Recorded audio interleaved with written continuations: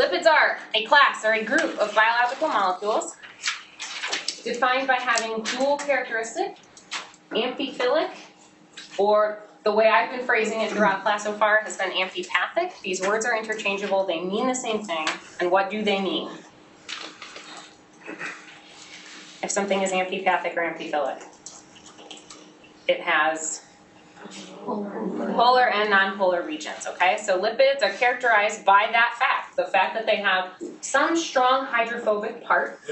It's usually fully saturated hydrocarbon rings or chains. What does fully saturated mean? No double bond character, perfect. We'll look at another slide that I'll talk about it again. And it also has then, if amphiphilic is the characteristic that defines lipids, it also needs to have its hydrophilic part or its polar part. So this is a charged or very polar region of the molecule. That region could be really large. It could be as small as a single hydroxyl. Okay? It just has to have some polar characteristic. Okay. So individual lipid molecules, especially at like a very low concentration, would be soluble in water. And as you add more and more, they're going to need to phase separate out of water. So lipid molecules are always generally soluble in non-polar solvents. Once you put them into a polar solvent, such as water, only at very low concentrations would they be able to be soluble. So phase separate, we can think of oil and water. We're familiar with maybe that visual. So phase separation, we're going to go from solubility to forming either, let's say maybe micelles. These have all the tails on the inside. All the polar groups are on the outside here. The polar groups are illustrated as a magenta circle. And all of our hydrophobic tails are these yellow string-looking drawings. Okay? So phase separation is essentially getting all of the non-polar stuff to be able to interact with itself, and all of the polar stuff to interact either with each other or with the water. So micelles we have here forming from a single chain, a single non-polar chain here. Whereas if you have double chains or maybe even more, you're more likely to form a lipid bilayer. I think I have. Vesicle is another word you might use for this structure here. I think on another side I use the term liposome. If anyone's heard liposome or vesicle. And so again, we have water contained on the inside here. Generally, I would define for the purposes of this class the difference between a vesicle or liposome versus a true lipid bilayer is going to be based on size.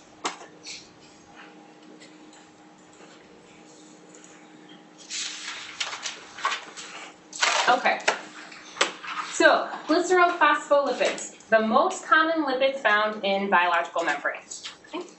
It has some key structural features, a hydrophilic head group. So it has some sort of R group here. This is kind of small to see. It has an R group that could be any number of things that may or may not have a charge on it. It has to be hydrophilic, meaning it has to be able to interact with water. It's polar, but it doesn't necessarily have to have its own charge because it's also linked to a phosphate here, which will have a negative charge. Okay. So it's some sort of head group linked to a phosphate, linked to a glycerol, which is then linked to hydrophobic chains, one or more hydrophobic chains. I won't ask you very specific questions about this structure. Don't memorize the bond names. Don't memorize whatever this is. You don't need to know the names of the head groups.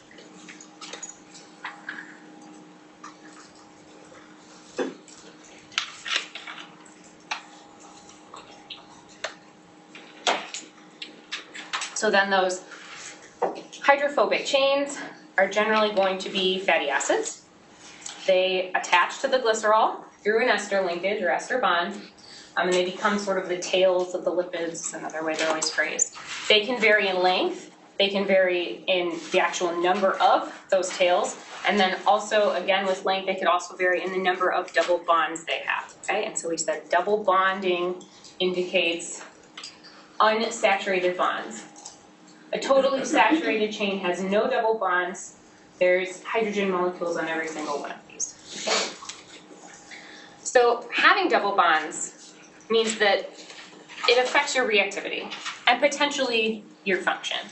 Okay, so the more double bonds there are, the more likely that this lipid is probably involved in something besides being in a lipid bilayer or in a biological membrane. Because it has some sites to react with other stuff, so it likely has some other function. And again, don't memorize those names.